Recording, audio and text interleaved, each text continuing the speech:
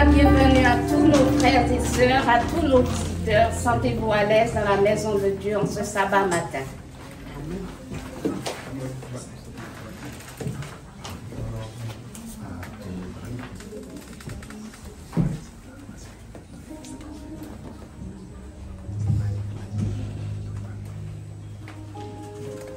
Et je lirai dans le psaume 97, le verset 1 à 6. L'Éternel règne, que la terre soit dans l'allégresse, que les îles nombreuses se réjouissent, les nuages et l'obscurité l'environnent. La justice et l'équité sont la base de son trône. Le feu marche devant lui et embrase alentour ses adversaires. Ses éclairs illuminent le monde. La terre le voit et tremble. Les montagnes se fondent comme la cire devant l'Éternel, devant le Seigneur de toute la terre. Les cieux publient sa justice et tous les peuples voient sa gloire. Amen. Amen.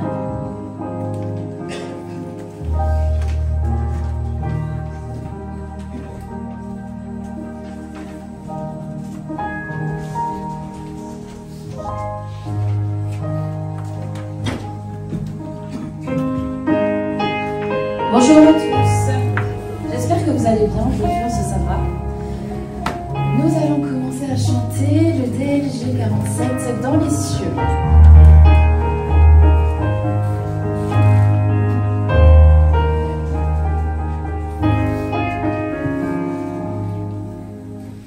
Dans les cieux et sur la terre, l'éternel plus nous.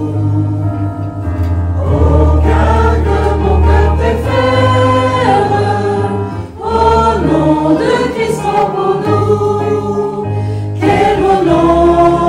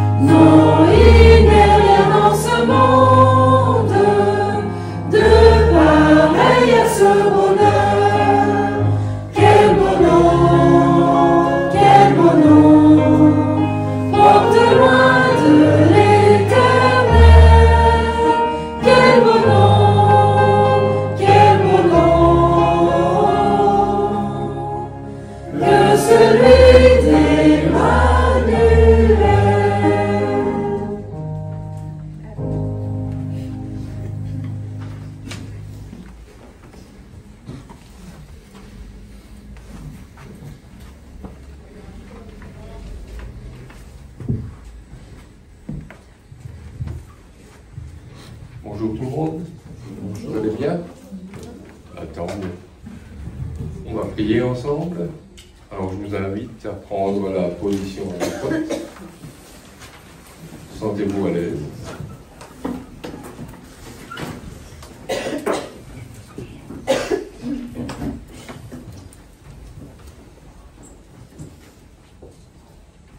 Seigneur Jésus, nous voulons te remercier de nous réunir encore dans ta maison. Merci Seigneur d'être présent au milieu de nous. Baptise-nous ton Saint-Esprit, nous en avons besoin. Veuille bénir Sylvain qui va nous partager le message. Veuille le garder. Et Seigneur, que sa parole, nous puissions l'enregistrer. Et bénis-nous tous ici présents au nom de Jésus. Amen. Amen. Je vous inviterai à vous mettre debout, s'il vous plaît. Nous allons chanter dans le hymne de louange 346 à deux niveaux de combat.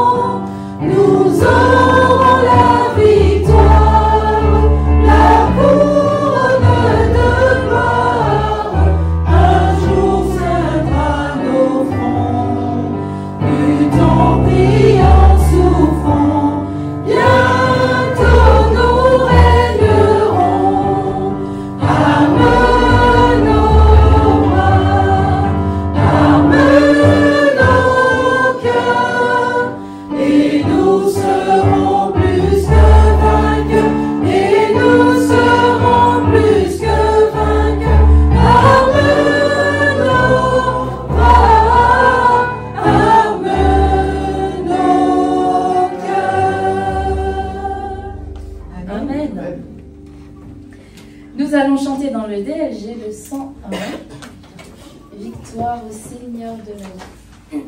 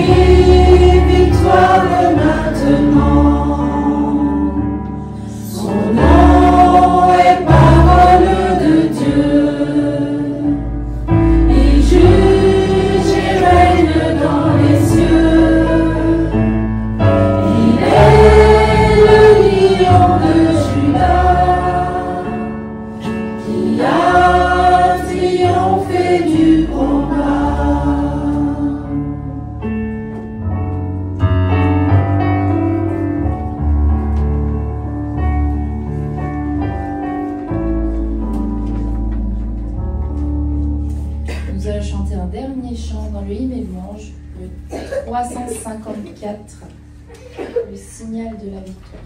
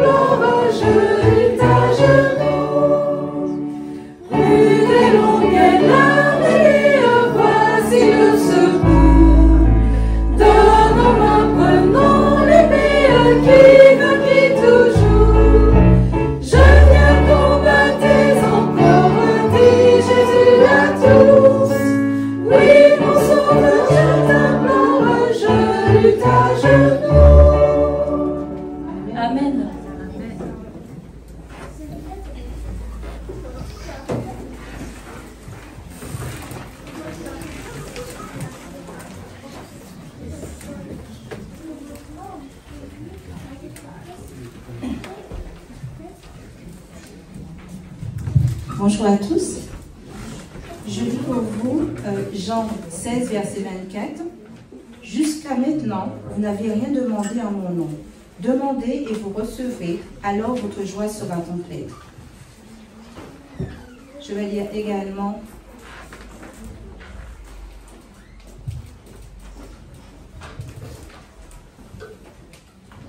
dans Jacques 1, versets 5 et 6.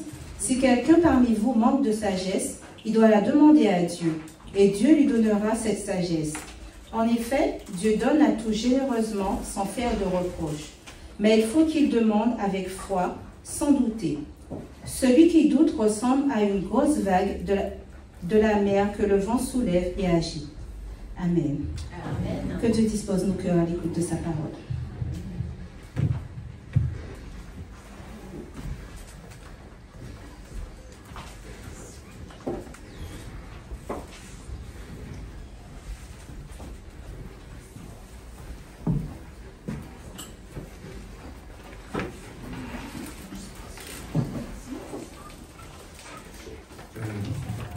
Bonjour à tous. J'aimerais profiter pour, puisque Denise a commencé, souhaiter une bonne fête des mères à tous les mamans de l'Église.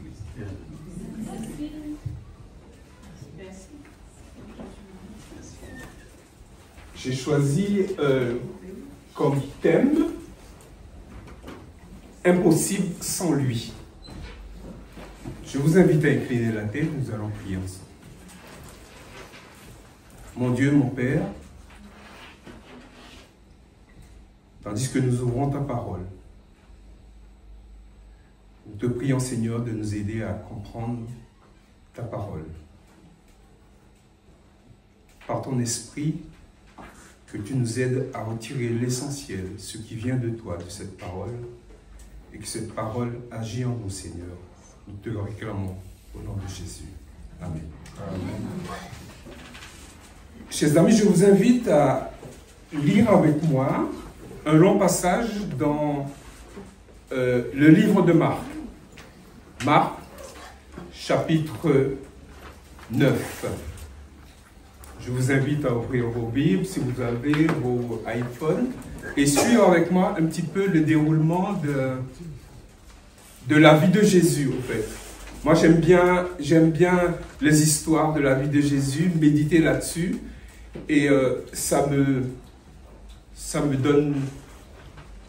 permet de mieux comprendre comment, en tant que croyant, en tant qu'enfant de Dieu, comment nous devons réagir face à différentes situations que nous rencontrons, mais aussi comment diriger notre vie. D'ailleurs, c'est que Dieu et Jésus même demandent. Il était l'exemple même lors de son passage. Marc chapitre 9. Et je vous invite à lire tout d'abord le verset 24. Pardon, le verset 14. Lorsqu'ils furent arrivés près des disciples, ils virent autour d'eux une grande foule et des scribes qui discutaient avec eux. En lisant ce texte, on se pose la question, mais qui sont ces gens qui viennent vers, qui arrivent vers les disciples? Pour répondre à cela, nous devons commencer à lire au verset 2.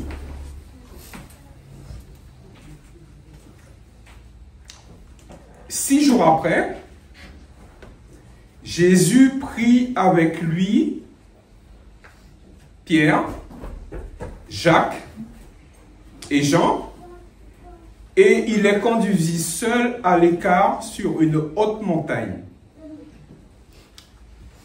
Et il se passe quelque chose.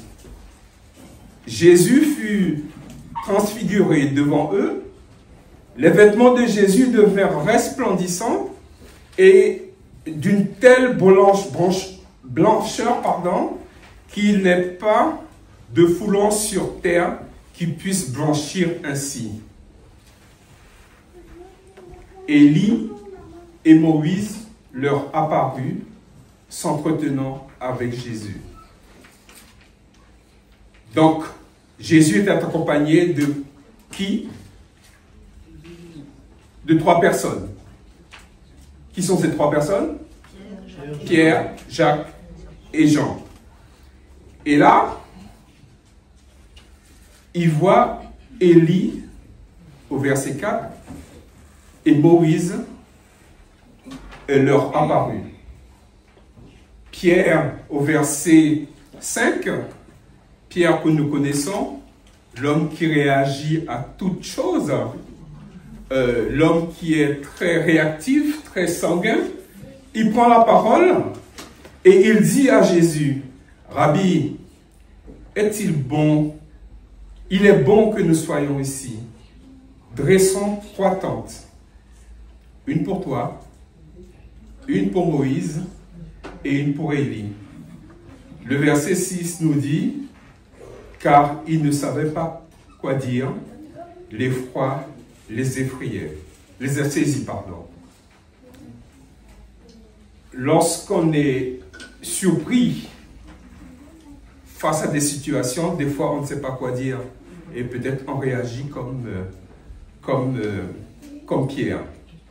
Mais il faut dire aussi que Pierre, on se reconnaît, personnellement moi je me reconnais à travers Pierre des fois. Au verset 7, une nuée vint les couvrir. Et de la nuée sortit une voix. Celui-ci est mon bien-aimé, écoutez-le. Aussitôt, les disciples regardèrent autour d'eux et ils ne virent que Jésus seul avec eux.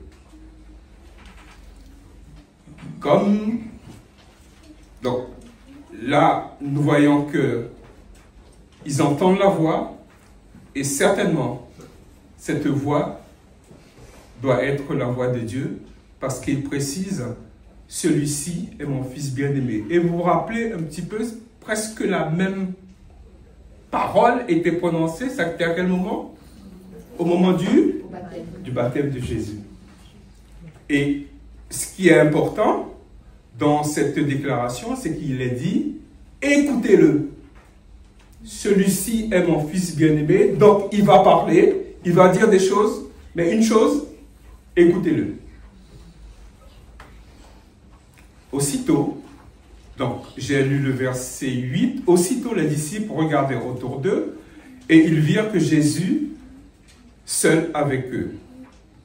Comme ils descendaient de la montagne, Jésus leur recommanda de ne dire à personne ce qu'ils avaient vu, jusqu'à ce que le Fils de l'homme fût ressuscité des morts. Plus tard, nous allons voir que cette phrase va avoir tout son sens. Le verset 10 dit, ils retinrent cette parole, se demandant entre eux, qu'est-ce que ressusciter des morts? Ils s'interrogent, qu'est-ce que ressusciter des morts? Et plus tard, ils vont le voir, ils vont réaliser, ils vont comprendre ce que Jésus veut dire. Verset 11. Les disciples lui firent cette question. Pourquoi les scribes disent-ils, faut-il qu'Élie vienne premièrement? Il leur répondit, Élie viendra premièrement et rétablira toutes choses. Et pourquoi est-il écrit que le Fils de l'homme doit-il souffrir beaucoup et être méprisé? Jésus répond, je vous l'ai dit qu'Élie est venu et qu'ils l'ont traité comme ils l'ont voulu, selon qu'il est écrit de lui. Jésus essaie d'expliquer aux disciples que les scribes sont à côté de la plaque. Ils attendent Élie et Jésus dit, Élie est déjà venu. Et ils n'ont pas reçu Élie et ils ont méprisé Élie comme il est écrit, et je crois qu'on trouve ça dans le livre d'Ésaïe, n'est-ce pas?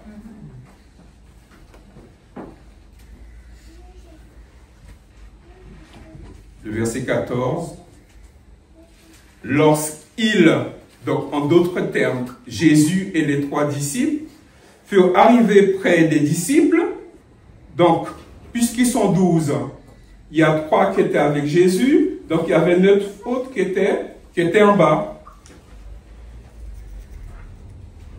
Et ils arrivèrent auprès des disciples, ils virent autour d'eux une grande foule et des scribes qui discutaient avec eux. Les scribes, ce sont des gens instruits qui étudient la parole de Dieu, qui font partie des écoles bien spécifiques pour étudier particulièrement l'Ancien Testament. Mais rappelez-vous, ils étaient pratiquement incapables de discerner la présence de Jésus. Ils étaient incapables de comprendre que Jésus était au milieu d'eux. Et ils ont rejeté Jésus.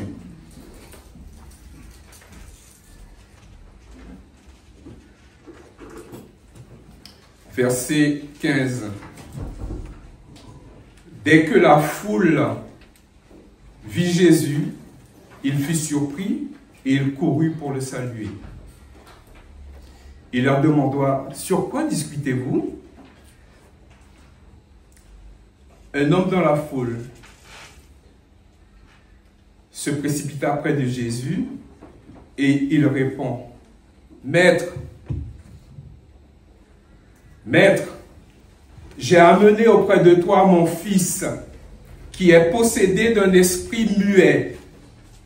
En quelque lieu qu'il le saisisse, il le jette par terre. L'enfant écume, graisse des dents et devient tout raide. J'ai prié tes disciples de chasser l'esprit. Ils n'ont pas pu. » Jésus s'adresse alors à ses disciples qui sont restés en bas et il leur dit, « Race incrédule, jusqu'à quand serai-je avec vous? Jusqu'à quand supporterai-je? » Et il leur donne, « Amenez-moi l'enfant. » Aussitôt que l'enfant vit Jésus, l'esprit l'agita avec violence, il tomba par terre et se roulait et écuma. Mes amis, quand c'est ainsi, lorsque un esprit impur rencontre l'Esprit Saint, c'est comme ça se passe. Lorsqu'un esprit malin est face à un esprit saint, il réagit ainsi. Il n'y a pas de discussion. Il n'y a pas d'échange.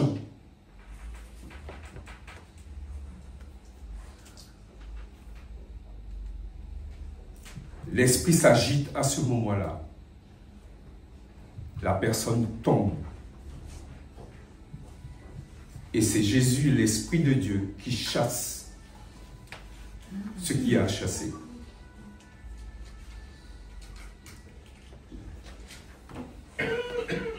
Jésus, alors, se tourne vers le père de l'enfant, de ce jeune homme. Il lui demanda, « Combien y a-t-il de temps que cela arrive ?» Le père qui répond, « Depuis son enfance. » Et il rajoute, « Et souvent l'esprit le jette dans le feu et dans l'eau pour le faire périr. » Et il fait la recommandation, une demande à Jésus. « Mais si tu peux quelque chose, viens à notre secours. Aie compassion de nous. » Je me rappelle, lors d'une campagne d'évangélisation, plusieurs personnes assistaient à cette campagne d'évangélisation et il y avait un homme devant qui, à chaque fois le prédicateur prononçait le nom de Jésus, cet homme se mettait à faire du bruit. Chaque fois comme ça. Chaque fois qu'il prononçait le nom de Jésus, il faisait ce genre de bruit. Et finalement, les gens alentour ont remarqué qu'il y avait ce bruit qui sortait de l'homme. Ils ont réuni tout le comité qui organise cette campagne d'évangélisation et en l'occurrence le groupe de prière. Ils se sont mis à prier, ils ont visité cet homme. Ils ont constaté que cet homme était possédé. Mais cet homme ne savait pas qu'il était possédé. Pendant quelque temps, le groupe s'est mis en prière et le moment voulu, lors de la campagne, parce que la campagne se déroulait, l'homme est venu et le prédicateur a commencé à prier normalement. On commence à entendre à nouveau les voix, le grondement, chaque fois Jésus. Et à un moment donné, le prédicateur a demandé tout simplement à l'esprit de quitter cet homme immédiatement. Il a ordonné. Et à l'instant même, l'homme est tombé. Un cri, on a entendu un cri sous cette tente et une boule de feu a traversé la tente. Mes amis, c'est ainsi que ça se passe. Lorsque le mal est confronté au bien, l'Esprit de Dieu chasse tout ce qui est mauvais. Amen. Et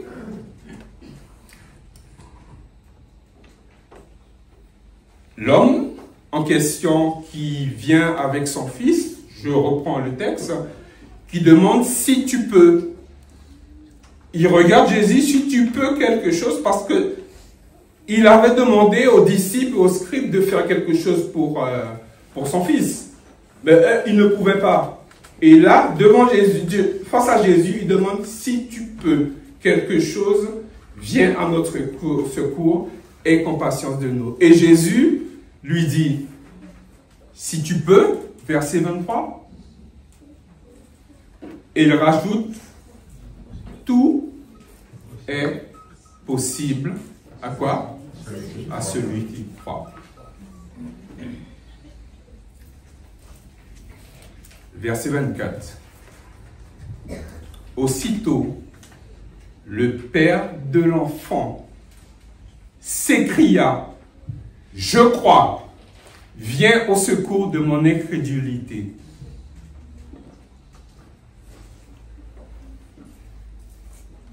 Même là, nous devons quand même nous interroger.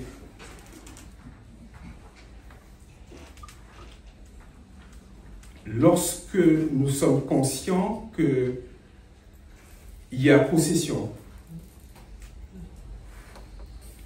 la personne qui amène cette personne possédée doit s'interroger aussi. Et Jésus a interrogé cet homme pour savoir où en était-il avec sa foi. Parce que si cet homme était dans l'impossibilité de croire, la guérison ne serait pas opérée.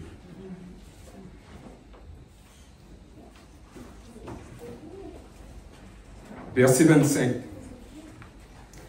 Jésus, voyant accourir la foule, menaça l'esprit et lui dit, « Esprit muet et sourd, je t'ordonne, sors de cet enfant et n'y rentre plus. » Pardon? Je parle en sourd. Oui. Oui. Verset 26, nous avons la réponse.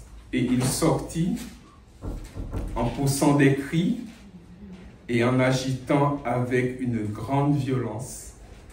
L'enfant devenant comme mort, de sorte que plusieurs disaient qu'il était mort. Mais Jésus, l'ayant pris par la main, le fit lever et il se tint debout.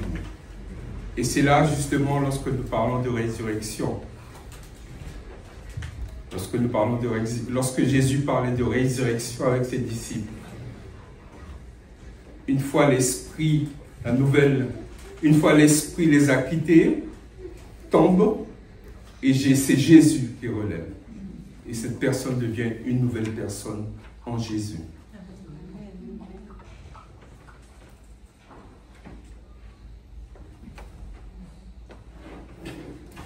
Et l'histoire doit se terminer. Parce qu'au 27, une fois que Jésus a réalisé tout ça, on a encore beaucoup de choses à dire concernant justement cette anecdote de Jésus.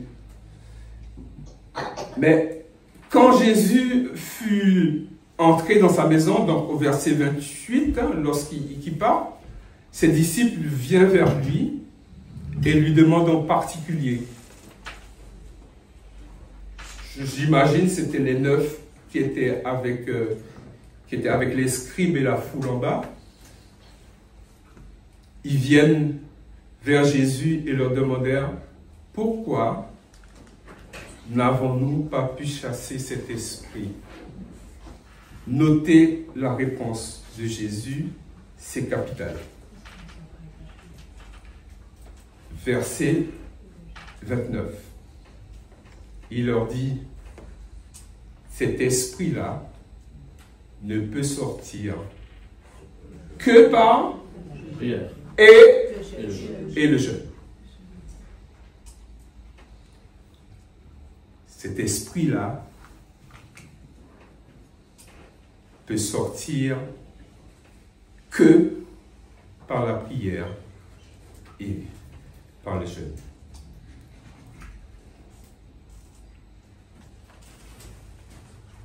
Je me rappelle, il y avait Jean qui fréquentait l'église, mon église, et Jean était un jeune, Jean, 16 ans, et qui assistait chaque dimanche soir à nos réunions d'évangélisation. Et un soir, je proposais à Jean de le ramener chez lui. Et au fait, Jean habitait juste derrière chez moi, je ne savais pas. Et on a commencé à parler, sympathiser. Et à un moment donné, j'ai proposé à Jean d'entamer une série d'études bibliques, ce qu'il a accepté. Et j'ai constaté, en discutant avec lui, que Jean n'était pas scolarisé. Il avait 16 ans. Il n'était pas scolarisé. En fait, Jean était un étranger. Il était un étranger. Il était venu avec sa maman en Guyane. Et à l'âge de 16 ans, normalement, il savait très bien que il pouvait être scolarisé. Il a fait la demande auprès du rectorat et il m'a dit que ça a été refusé. C'était refusé pourquoi? Parce que dans la commune où j'étais, il y avait un seul lycée et il n'y avait plus de place. C'est vrai que j'étais un petit peu embêté.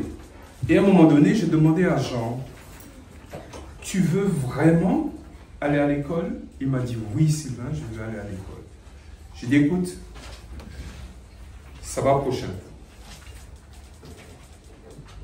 Ça va prochain. Nous allons entamer un sabbat de prière. » Il est venu à l'église, le sabbat après-midi, on a jeûné jusqu'à certaines heures. Et je lui ai dit que nous allons récupérer un dossier au rectorat et nous allons poser la demande, ce que nous avons fait. Je souris déjà parce que vous connaissez déjà la réponse. Je crois que c'est dans la semaine même, il vient vers moi et puis il me dit, Sylvain, en fait, lorsqu'on a été d'abord pour poser la demande, la personne qui nous a accueillis nous a très bien fait comprendre que le quota, on l'a, mais tenter quand même, on ne sait jamais. Et on a posé la demande et Jean reçoit la réponse et le rectorat lui demande d'aller au lycée et de poser la question au lycée, non, de faire un test, c'est ça en fait, de faire un test au lycée et il a fait son test, il a réussi son test et il était admis à l'école. Amen. Ça a permis à Jean justement d'être régularisé, ses papiers, et aussi bien que ses parents. Aujourd'hui, Jean se trouve à Paris. Il se porte très bien. Je ne sais pas pour certains, peut-être ceux qui ont fait la jeunesse. Sa fille est avec nous à un moment donné, une petite fille, Fabiola, qui est devenue une grande fille maintenant. Tout ça pour vous dire que, mes amis, lorsqu'on croit, je ne pouvais pas jeûner avec Jean si Jean n'avait pas envie d'être scolarisé. Et je crois que Dieu voit les cœurs. Dieu connaît les envies et Dieu connaît nos combats de tous les jours. Celui-ci est mon fils bien-aimé, écoutez-le. Jésus nous a donné suffisamment d'exemples. Jésus nous a donné suffisamment d'exemples pour qu'on puisse être heureux. Le malheur peut venir, certes, mais surtout vaincre le malheur. Je suis convaincu.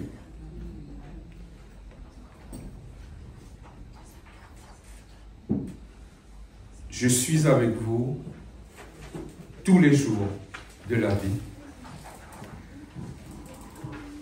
Pour conclure, mes amis, j'ai au moins retenu 3 leçons. Il y en a d'autres. Premièrement, consulter Dieu. C'est capital. Consulter Dieu. Se retirer pour méditer. Méditer sur la montagne comme il a fait avec ses disciples. Aller en forêt, méditer en forêt. Méditer dans le désert. Ça m'a fait sourire. Méditer dans le désert. Méditer. Vous savez, en préparant ce message, j'ai cherché étudier la parole. Je n'ai pas trouvé. Mais j'ai trouvé méditer la parole, dévorer la parole, imprégnez-vous de la parole. Et une fois qu'on a dévoré, on s'est imprégné de la parole, attendez, vous allez voir le résultat. Vous allez le voir de vos yeux.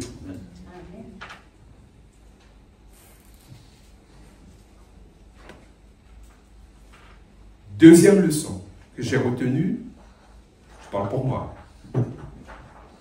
l'examen personnel. Voyez bien que ce jeune homme ne pouvait être guéri sans la confession de son propre père. Nous devons nous examiner, entrer en nous. Dieu va nous révéler ce qui a changé en nous. Et enfin, prier. Demander l'intervention de la puissance du Saint-Esprit, sans oublier de jeûner également.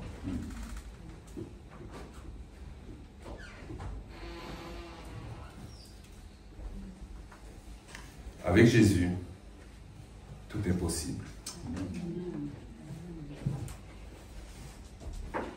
Avec Jésus, mes amis, la victoire est certaine.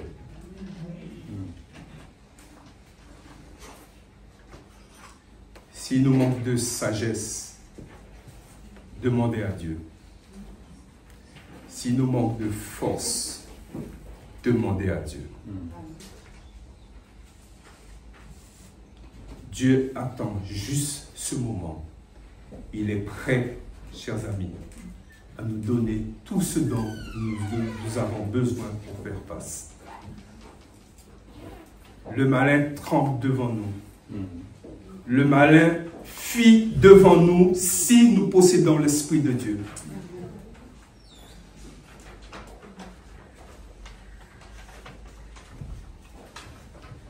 Prions le Seigneur. Notre Père et notre Dieu, nous te remercions, Seigneur, pour les victoires que nous avons remportées avec la puissance de ton Esprit. Nous voici tels que nous sommes, Seigneur, avec nos faiblesses. Mais je sais qu'avec la puissance de ton Esprit, nous devenons plus forts. Plus forts, Seigneur. Accorde-nous cette force. Accorde-nous cette grâce, Seigneur, que nous avons besoin.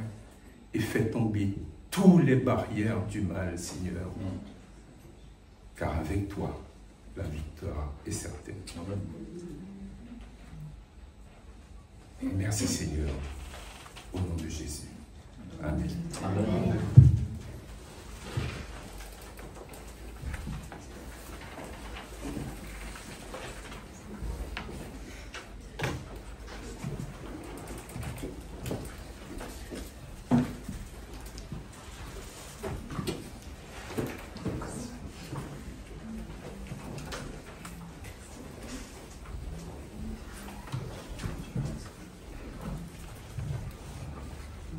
Tout est possible en celui qui croit. Et je peux vous le dire, c'est un petit témoignage de 1 minute. Hier, j'ai passé un entretien d'embauche fin avril. Et c'est vrai que j'en avais pas parlé. C'est par rapport à l'emploi que je fais déjà actuellement. J'étais en CDD.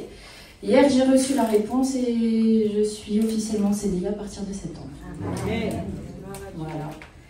Et aussi autre chose, je vous ai dit cette semaine aussi par rapport au jugement, ce qui s'était passé.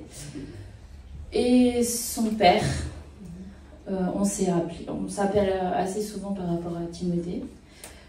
Et son père a décidé que le jugement, on le laisse de côté et que j'aurai quand même un week-end sur 2 et moitié des vacances. Voilà, je voulais vous tenir au courant quand même parce qu'on en avait discuté, vous avez prié pour moi, donc voilà. Donc tout est possible en celui qui croit. Amen. Maintenant, nous allons chanter dans le hymne et louange le 507. Jésus, sans Jésus, je ne peux vivre.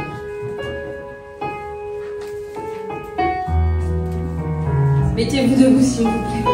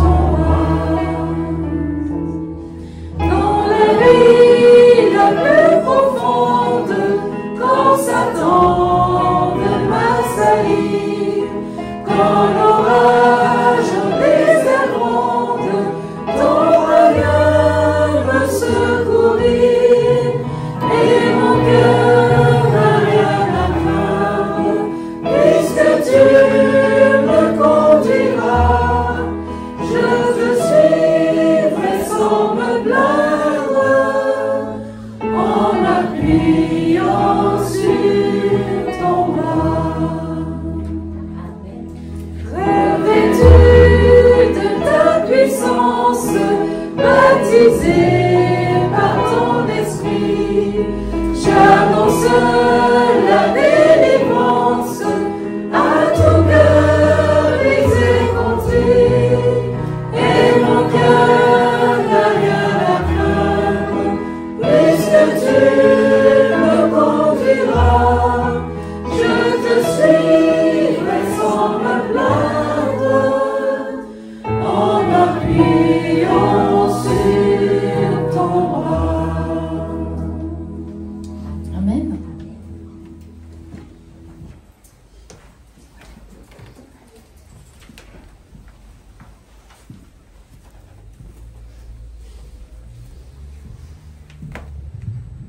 recevons la bénédiction du Seigneur.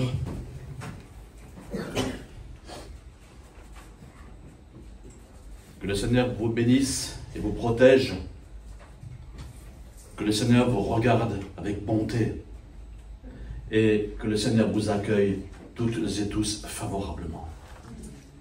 Et que le Seigneur vous manifeste sa bienveillance et qu'il vous accorde à toutes et à tous la paix, sa paix. Allons en paix. Amen.